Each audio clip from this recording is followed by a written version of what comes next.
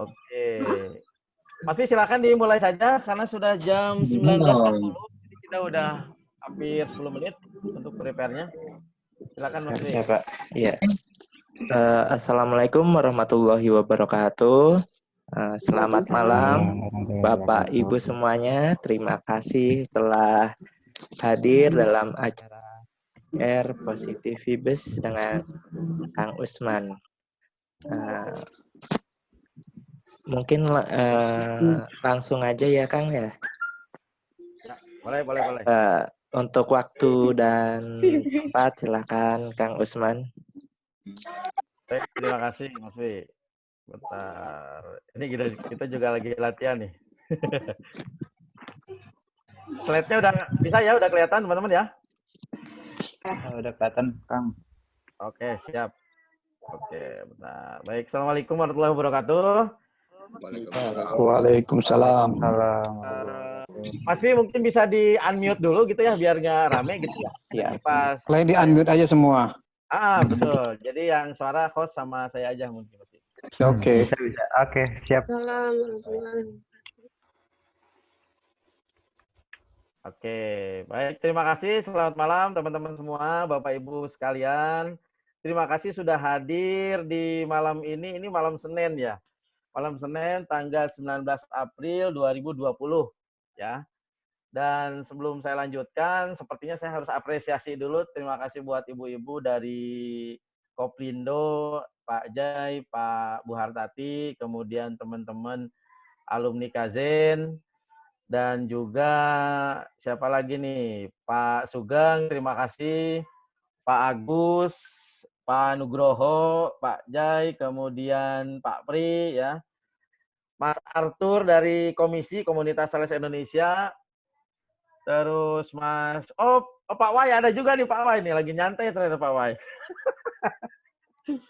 Pak Wai terima kasih udah hadir. Pak Argi terima kasih ya menyempatkan waktu untuk ya kita belajar bareng lah ya. Terus lagi Pak Mansur dari Traktor Nusantara, terima kasih bos saya dulu di Traktus di bagian servis ya.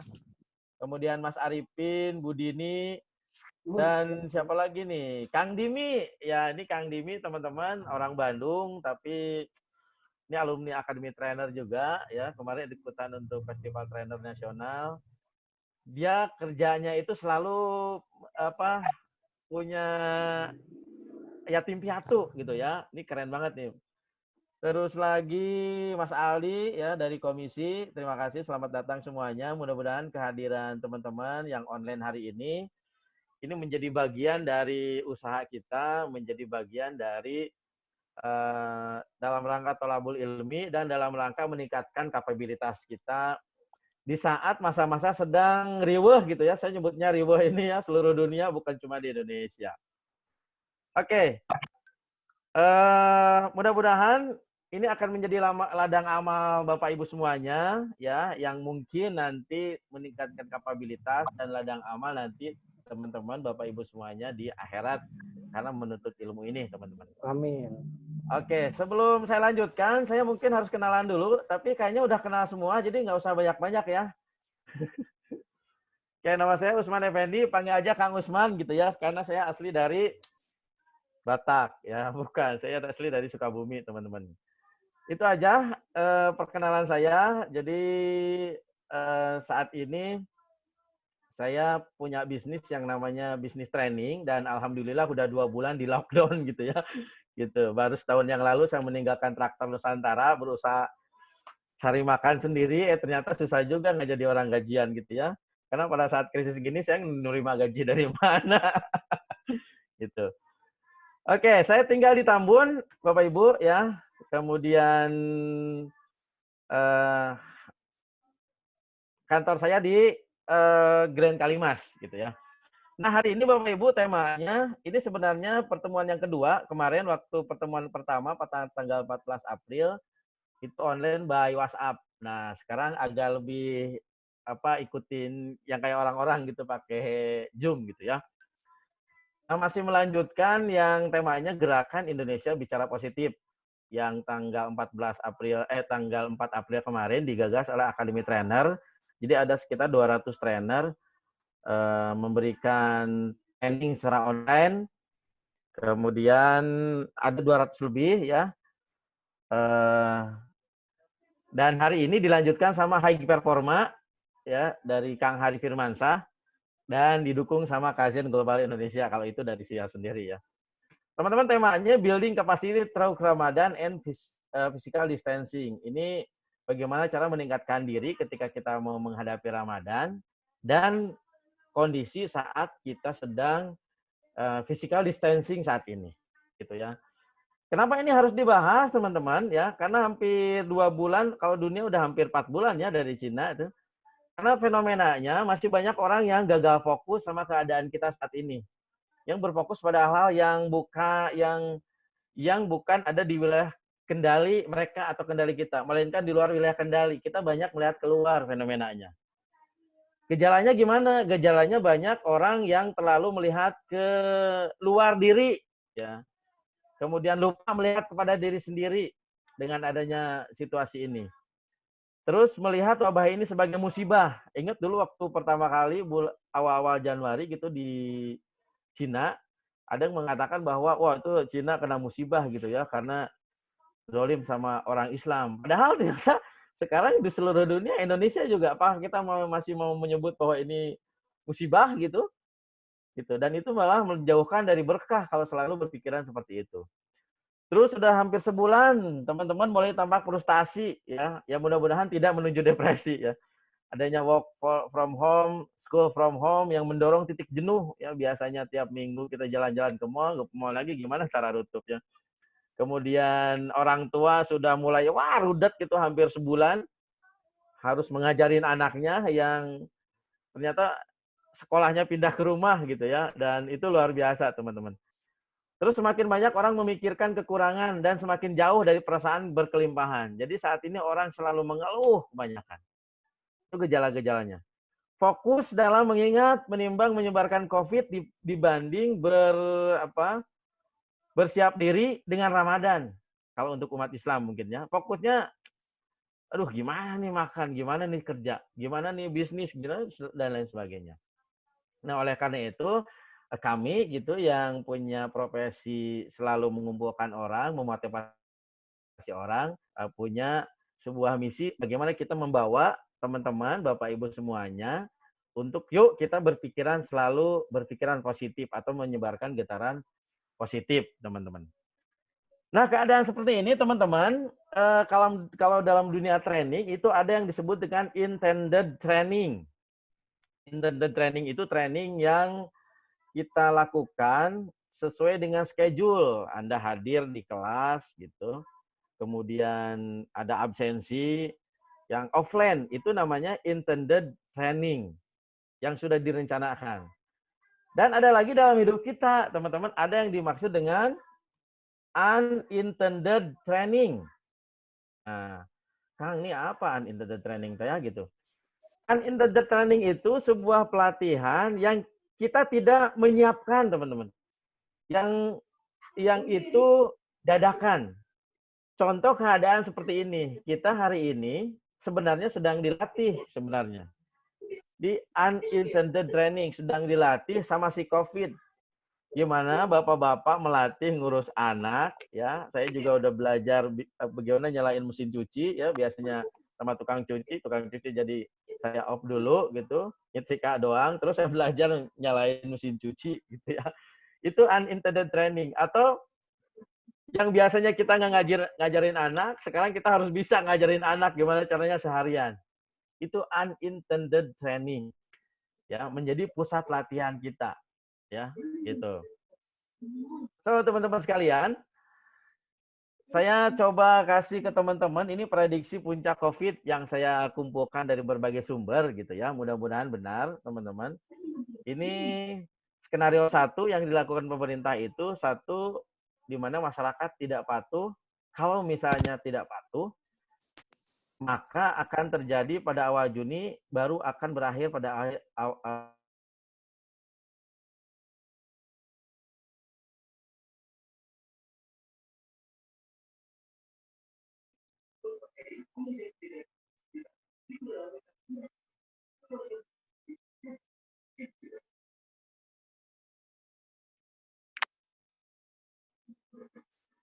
Pak Usman kayaknya nge-mute ini deh, nge-mute. Kayaknya jadi nggak kedengeran. Halo, yang lain kedengeran?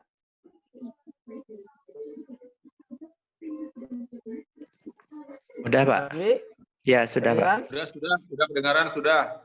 Oke ya. Sip, lanjut. Teman-teman kalau kedengaran silahkan angkat jempol. Suara saya. Angkat jempolnya, angkat jempolnya. Oke ya. Sip. Ya, lanjut ya. Nah, itu skenario kedua ya. Kemudian skenario ketiga, ini mudah-mudahan teman-teman skenario ketiganya bila masyarakat sangat patuh akan aturan social distancing, maka ini akan pertengahan April ini atau akhir April ini, maka puncaknya seharusnya April ini dan berakhir di Mei. Jadi awal Juni sudah normal. Ini mudah-mudahan kita berdoa mudah-mudahan nih skenario yang ketiga sukses teman-teman yang dijalankan sama pemerintah. Itu seperti itu.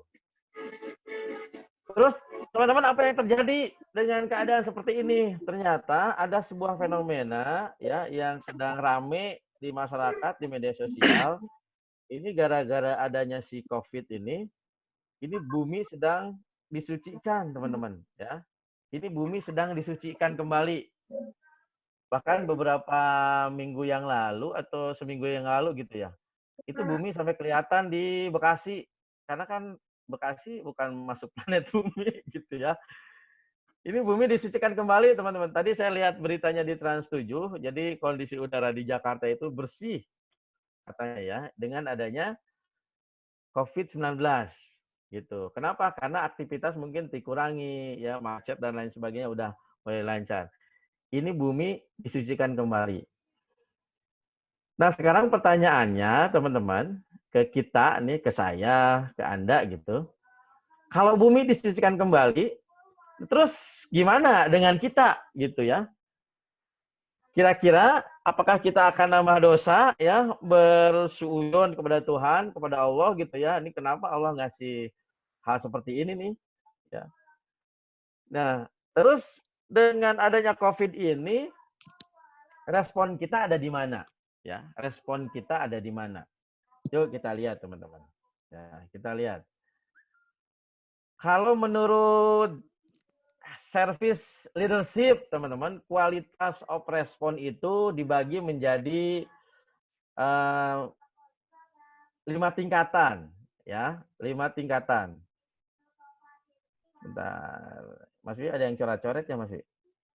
Nggak ada ya saya. Ya, 5 tingkatan, teman-teman. Teman-teman kalau sudah pernah, yang teman-teman Koplindo, Bapak-Bapak Koplindo, saya udah pernah ngasih. Terus yang pernah ikut training saya nge-share tentang high class respon.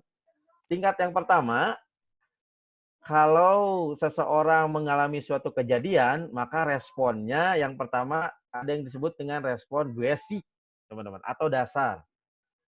Respon yang kedua, itu expected, ya. Respon yang seharusnya memang harus seperti itu respon expected, teman-teman. Kemudian respon yang ketiga, desire. Ya, respon yang ketiga itu desire atau yang diharapkan. Yang lebih tinggi lagi apa? Respon wow surprising, ya. Dan unbelievable.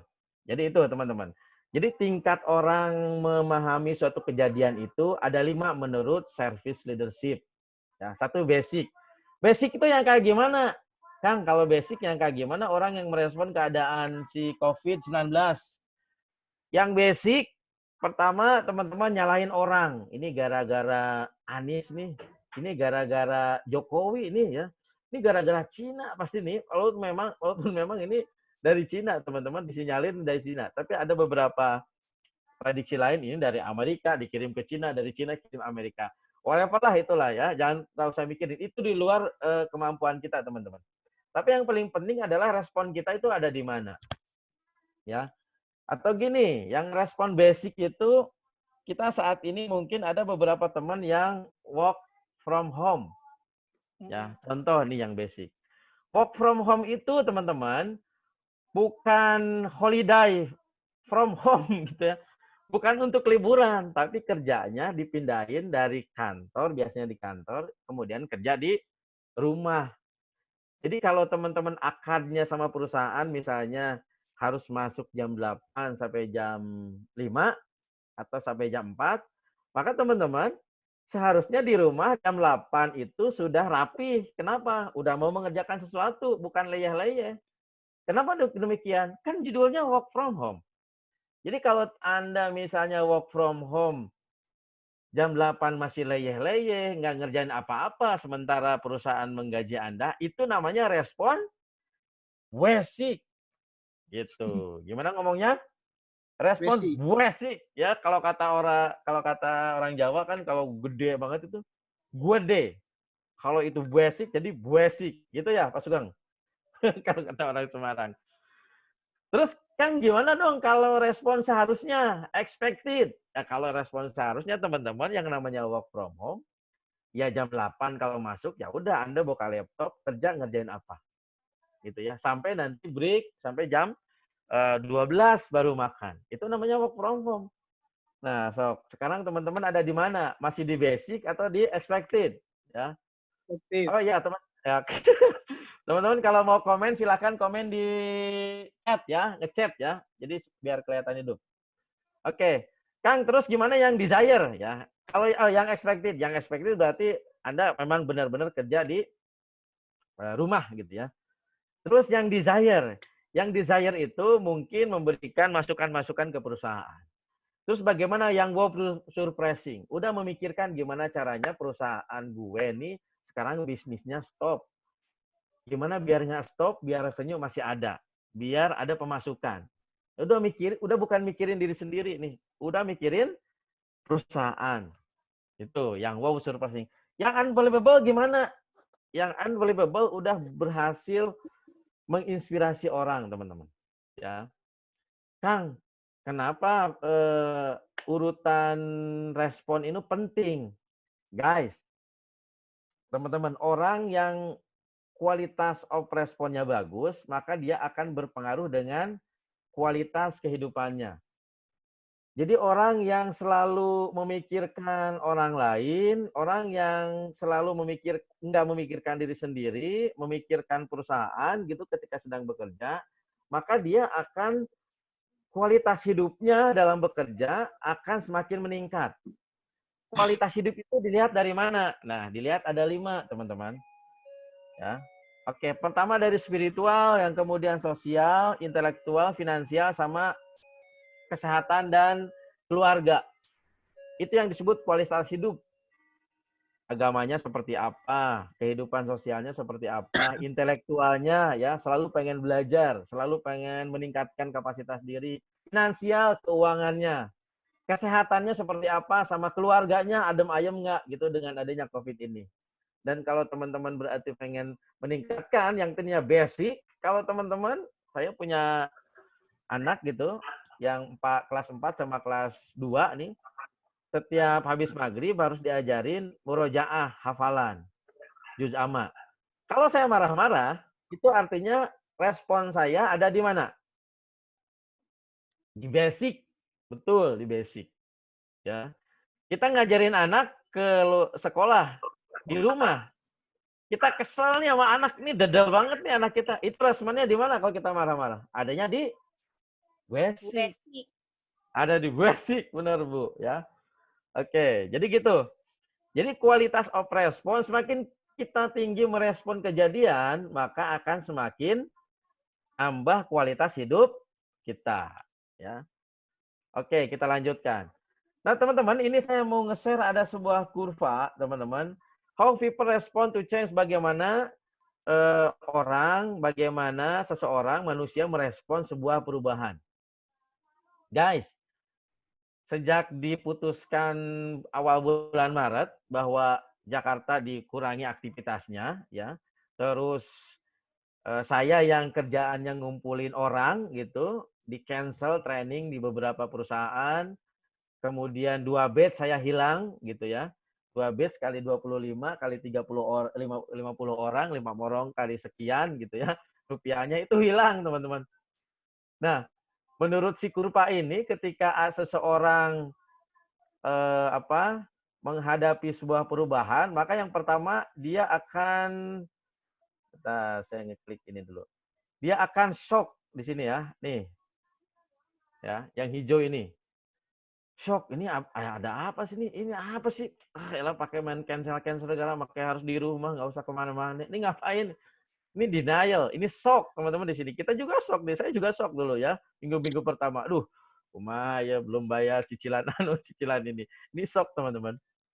Kemudian biasanya orang akan frustasi sini, ya. Habis frustasi, ya, ada depresi nanti. Staf itu udah sebulan ke kemana-mana, pusing ya kan. Udah ada sedikitnya pengen marah gitu ya, depresi. Ya. Terus nanti juga lama-lama akan menemukan new way, jalan baru dengan eksperimen, kemudian acceptance. Guys, supaya kita nggak masuk ke depresi, apa yang harus kita lakukan? Maka ada sebuah strategi yang sebelah kanan ini. Ini strategi. Ya. Ketika mulai orang-orang shock atau denial, maka yang harus kita lakukan apa? Yang harus kita lakukan ini, teman-teman.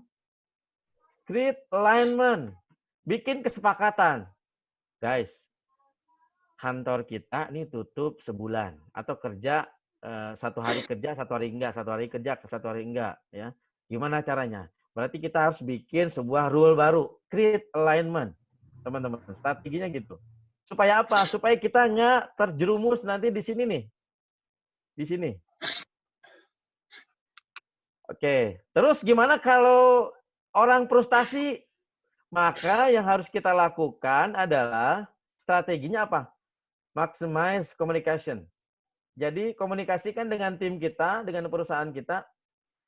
Ini gimana Pak? Kita bikin rule baru aja. Kita kerja di kantor, aturannya jam 8 harus semua online, kerjaan ini kita dibagi masing-masing, itu dikomunikasikan. Ya.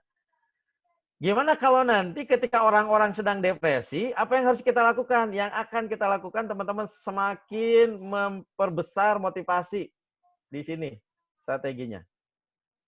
Jadi di saat orang-orang lagi stres gitu udah sebulan ya, aduh gitu ya. So tetap kita pelihara motivasi kita jangan sampai turun, jangan sampai down. Kenapa demikian? Nah, minggu lalu waktu tanggal 4 April itu yang materi dari Academy Trainer, ternyata salah satu kenapa orang terserang penyakit itu karena banyak down, banyak marah-marah, banyak mentalnya nggak kuat, ketakutan. Nah, supaya kita nggak seperti itu, maka kita harus perbesar motivasi kita. Di saat orang lagi eksperimen, ya.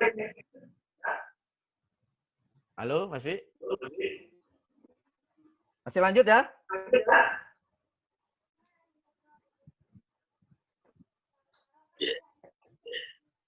Oke, sebentar.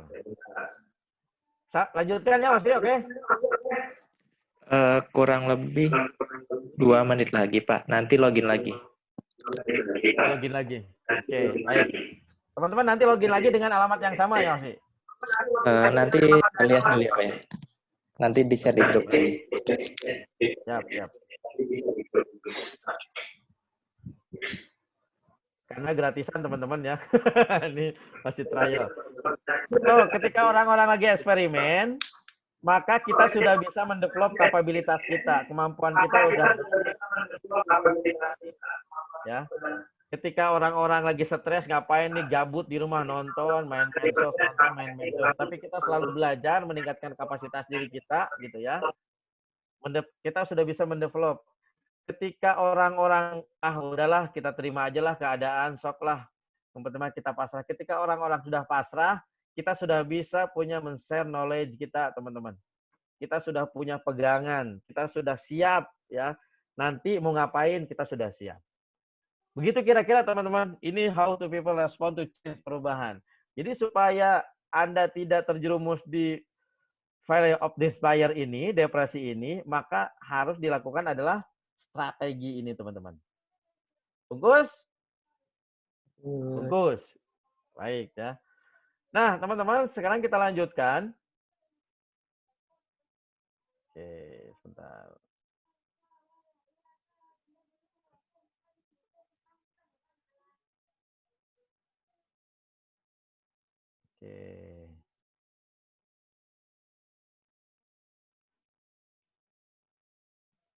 Mas Wi kok nggak bisa pindah ya, Mas Wi? Oh, anotnya dipencet ya?